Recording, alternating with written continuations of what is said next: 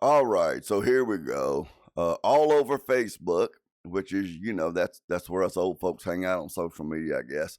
All over Facebook, people are all abuzz, doing plenty of virtue signaling and condemnation about this teacher from Cottage Hill Christian Academy, or at least this former teacher.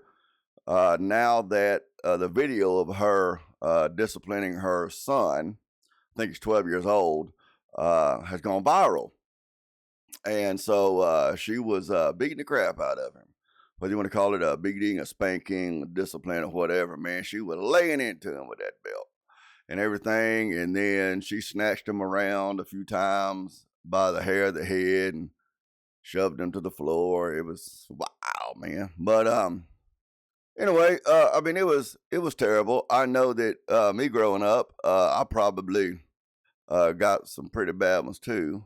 Uh, Now, a lot of people who are really virtuous, far more virtuous than I am, would say, well, they ain't just because it happened to you doesn't mean, that it's okay. And they ain't just because, you spanked your kids, and I did. You were just acting out of your own trauma and all this kind of stuff. Maybe that's true. Maybe it's not. I don't know. But I'm not here really to even talk about whether or not the spanking was beyond the pale or not. There's plenty of people already doing that. It just eventually gets to the point where you're like, there's only a certain number of opinions you can have on that subject. You're either for it or against it, or you're for it, but you think she went beyond the pale, or you're for it, but you think it was perfectly acceptable, or you're against it because, corporal punishment is never acceptable. And that pretty much sums up every opinion that you could possibly have on it. But here's what popped into my mind. I went and looked at her Facebook page, dug around in it. I don't know the lady. I don't know that I know anybody who knows the lady. So, this could be inaccurate. I don't know. All I can go on is the information that I have. But what I didn't notice in any of her pictures was a father in the picture. Didn't notice one. Doesn't mean there's not a father in the picture. Doesn't mean there's not a father in the home, which is really what I'm talking about. So if that is the case, well, then this would be a perfect example of some of the things that I say that people get upset at me about and tell me I'm just a misogynist and all that kind of stuff. When I say that a single mother, if in fact she is a single mother, well, this is true whether she's a single mother or not. This is true. But if she is a single mother, then this would be evidentiary that a single mother cannot raise a boy into a man. And that's the case here, I believe, because the mother, women in general, are far more impulsive. They're far more influenced by their emotions, good or bad, and that sort of stuff. So, I can understand that this lady, how she would be overwhelmed, maybe, by the pressure and the stress and the strain of raising boys by herself. Now, there's a 24-year-old son who doesn't live there anymore. He's a grown adult who has come out speaking out saying that this is the way that she disciplined him his whole life. So I mean, I don't know to the severity of it or whatever. I can't really speak to that because that's second, third, fourth hand information. But what I do know is that Deej and I raised 5 kids, 4 boys and a girl, together. And even with the two of us together, there were still times when you just feel like you just at the end of your rope. You're at your wits' end, and it's not just in the raising the kids. It's in the keeping a marriage together, working to feed the family, keep people out of jail or protect them from things like drugs and violence and those sorts of things that want to come into your home and attack your kids and attack your marriage and that sort of stuff. I mean, it's even with two of us to kind of tag team, to kind of share the load, man. Sometimes you just, you feel like you're, I believe it was Sisyphus, rolling that big stone up the hill and then rolling back down, and you got to roll it back up, and then it rolls back down. you know. And that's with two people to share the load. And then you get with a single mother who she's a mother, so she's got those double X chromosomes, which are going to make her more impulsive, more emotional, and so forth, that are typical of women. Not all, not all, not all. So please don't go to my comments talking about, well, I was raised by a single mother and she never lost her temper, or I'm a single mother and I don't do my children like that. Whatever. Okay, I'm just saying in general terms, you're dealing with a parent who's because of her gender is going to tend to be far more impulsive and emotional, and then she's having to deal with all of those stresses and strains of running a household and raising kids by herself. So it's natural that she would get to that point where she would just emotionally explode, lose her temper like that.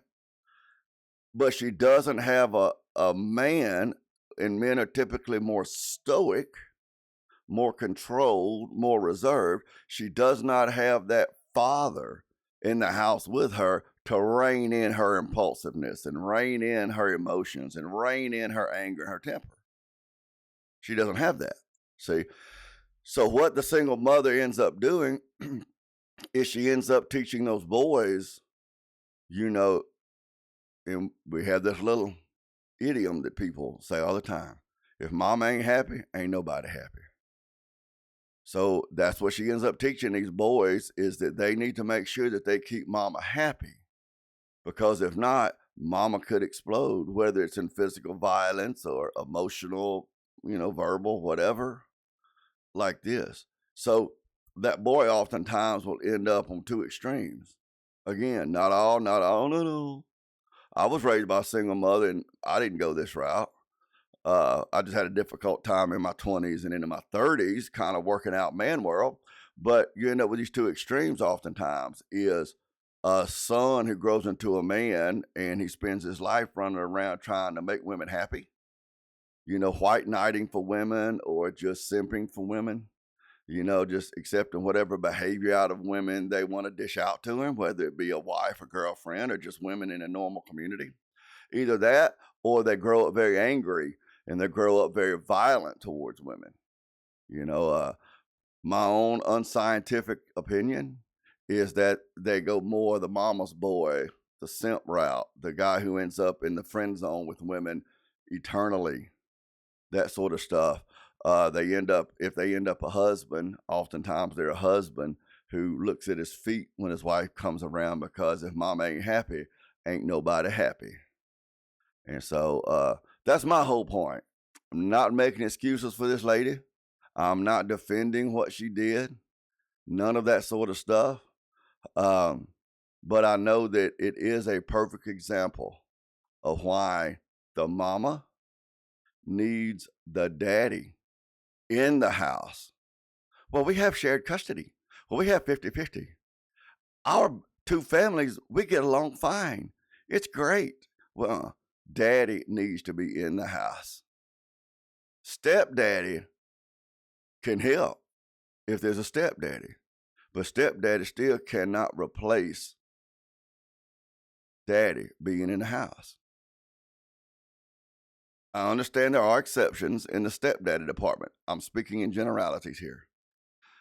So yeah, there's a whole bunch more of this kind of stuff, I'm sure, that goes on in homes all around us that we don't know about. Everyone is excited about this, upset about this.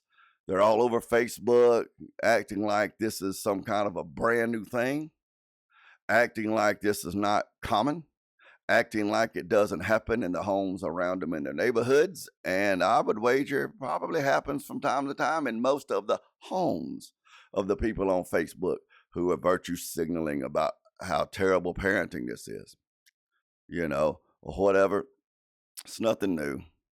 The most peaceful relationships, statistically speaking, are relationships between homosexual men, believe it or not. You get two gay guys together, pretty peaceful. The next most peaceful is a heterosexual couple.